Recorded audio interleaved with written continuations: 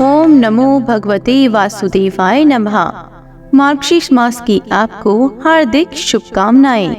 आज इस वीडियो में हम आपको मार्गशीर्ष मास महात्म का 15वां अध्याय सुनाएंगे।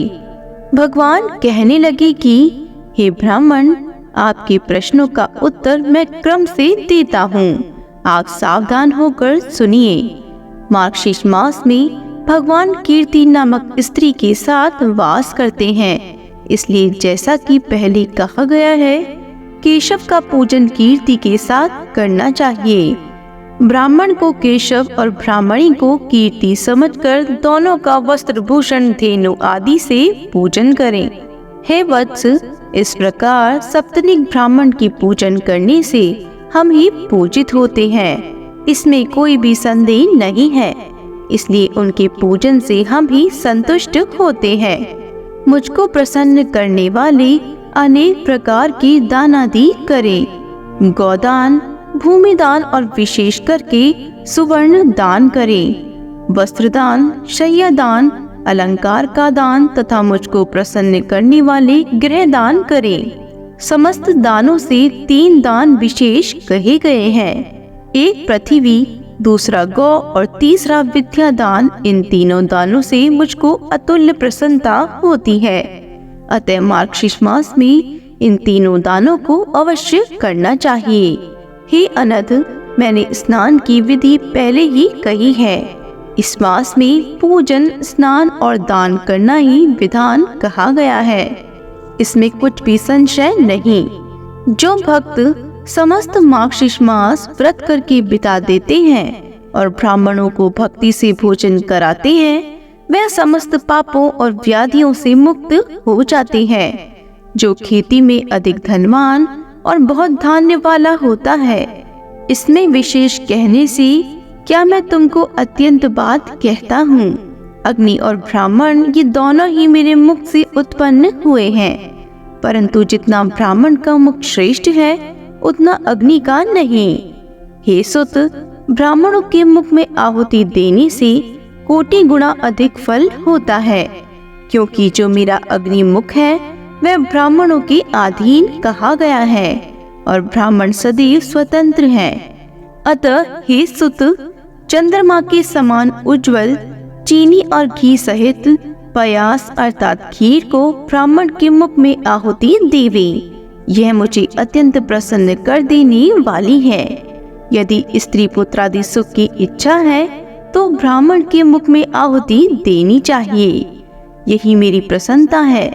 मुझको प्रसन्न करने के लिए सुंदर लड्डू, कोकरस अर्थात विशेष पाक, सूत फेनी और धृत कपूर का हवन करना चाहिए। मार्गशीर्ष मास में सुंदर और सुगंधित युक्त अच्छे सफेद कमल के समान चावल और मूंग की दाल, जिसमें सुगंधित घृत खूब अधिक डाला गया हो, उसका ब्राह्मण के मुख में होम करो अर्थात खिलाओ। हे सुत, दूध, घी, खारीक, चारफल, मिश्री, कपूर, नारियल अर्थात गिरी डालकर सुंदर पाक बनाएं और मार्गशीर्ष मास में ब्राह्मणों के लिए मनवांचित सुंदर और शुद्ध व्यंजनों को बनावे तथा हे सुत, सुंदर शिखरन बनावे और जो भोजन ब्राह्मणों को अति प्रिय हो उसको बनाकर परम श्रद्धा से ब्राह्मणों को भोजन करावे। जैसे जैसे ब्राह्मण रस स्वाद पूर्वक भोजन करते हैं, वैसे ही पृथ्वी पर मुझको अत्यंत दुर्लभ प्रीति होती है। अतः हे तात, ऐसा करने से ब्राह्मण प्रसन्न हो वही करना चाहिए, क्योंकि ब्राह्मणों के प्रसन्न होने से ही मैं प्रसन्न होता हूँ। इसमें कोई संशय नहीं है। हे चतुर्वक्त्र, मेरी बात पर विश्वास करो। मैं तुमसे मिथ्या नहीं कहता। मैंने ये बात तुम्हारे कल्याण के लिए ही कही है। यदि ब्राह्मण क्रोध करे या मारे तो भी मेरी प्रीति के लिए उनको नमस्कार ही करना चाहिए। हे पुत्र, नित्य ऐसा करना और मार्गशीर्ष मास में विशेष करके करना चाहिए। आपने जो भोजन के लिए पूछा सो मैं उसका उत्तर तुमको देता हूँ। मेरे भक्त मेरा उच्छिष्ट अर्थात प्रसाद भोजन कराना चाहिए। वह प्रसाद पापियों को भी पवित्र करने वाला और मुक्ति का फल देने वाला है। जो प्रतिदिन मुझको अर्पण करके शेष प्रसाद का भोजन करता है, वह एक एक दाने में सैकड़ों चंद्रायण व्रत की पुण्य फल को प्राप्त होता है। अवशिष्ट अर्थात जो भोग लगाने से बच रहा हो, और उच्छिष्ट अर्थात जो अर्पण किया गया हो। भक्तों के लिए ये दो प्रकार का भोजन है। तीसरा प्रकार का भोजन और कोई नहीं है। यदि इनके अतिरिक्त कोई भोजन करता है तो उसको चंद्रायण व्रत करना चाहिए। जो मुझको अर्पण बिना अन्न जल कुछ भी भोजन करता है, वह अन्न श्वान विष्ठा के और जल मदिरा के समान होता है। इसलिए हे पुत्र, अन्न जल तथा औषधि पहले मेरे अर्पण करके भक्तजनों को पश्चात परम भक्ति से भोजन कराना चाहिए, क्योंकि वह प्रसाद अपवित्र को भी पवित्र करने वाला होता है। मेरा उच्छिष्ट प्रसाद पापियों को भी तीर्थ यज्ञ आदि का फल देने वाला, कली के दोषों को नाश करने वाला और सुंदर गति को देने वाला कहा गया है। दूसरे देवताओं को नैवेद्य खाना और अब भक्तों को पकवान खाना नरक में ले जाने वाला होता है। अब मैं तुमसे बोलने का जो प्रकार कहा गया है सो कहता हूँ। तुम सावधान होकर मुझे तुम्हारी प्रसन्नता के लिए मैं गुप्त से गुप्त बात कहता हूँ। यह मेरी प्रतिज्ञा है, जिसको सुर और असुर भी नहीं जानते।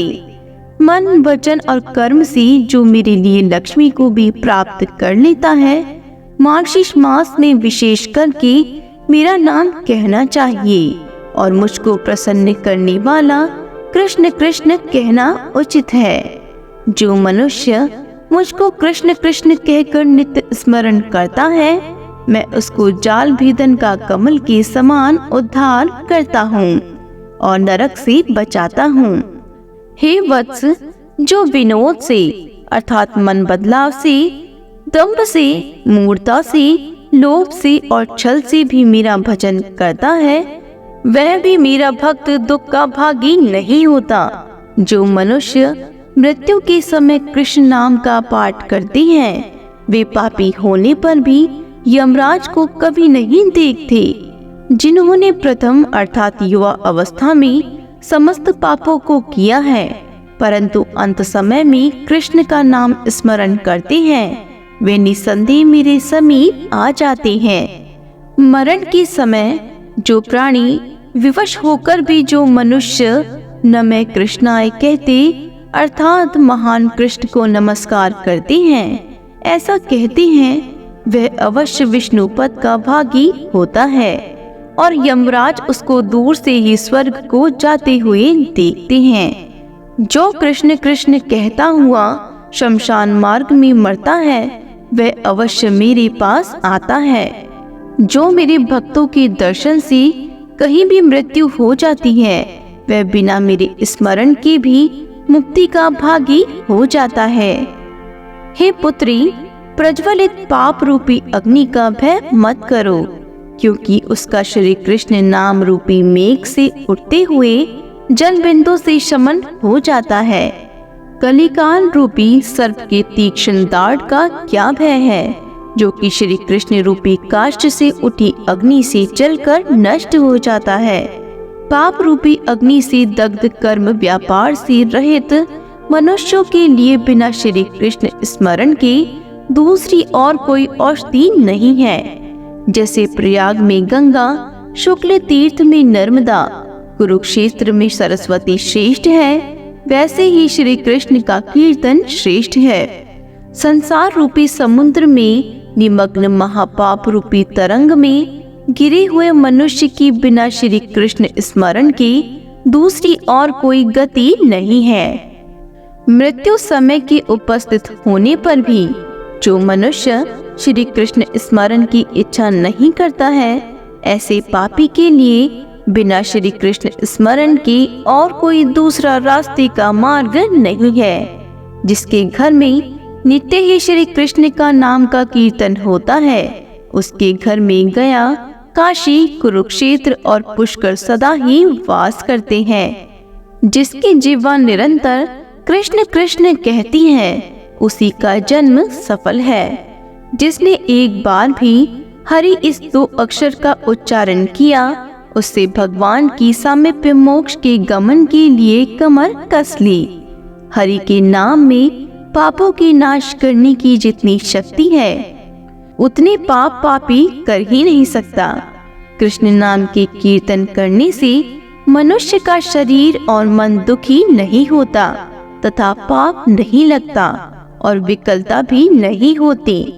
जो मनुष्य इस कलयुग में श्री कृष्ण इस पति वचन का त्याग नहीं करता, उस मनुष्य के मन में पाप रूपी रोग कलयुग में नहीं लगता।